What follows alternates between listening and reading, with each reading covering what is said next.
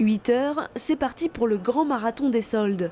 Dans ce centre commercial outlet des Clés-sous-Bois, cette période représente 20% du chiffre d'affaires annuel.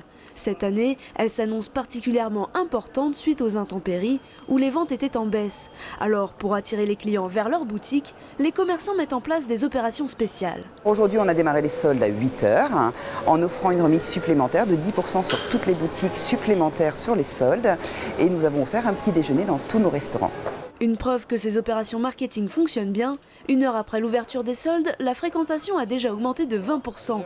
Les clients répondent présents et sont ravis. C'est formidable, on est accueillis avec un petit déjeuner, il n'y a pas trop de monde, il fait beau, que du bonheur. Je trouve que c'est sympa parce que surtout quand vous proposez le petit déjeuner, c'est super, on passe un bon moment avant d'attaquer les soldes, donc je trouve que c'est bien. Très bien, très calme en plus, donc c'est très agréable, on a des réductions supplémentaires en venant tôt, donc on s'est levé tôt. Les ventes privées et le e-commerce défavorisent parfois les soldes, mais au Chénet, pas d'inquiétude. Les 180 enseignes du centre sont confiantes. Les soldes restent un rendez-vous incontournable.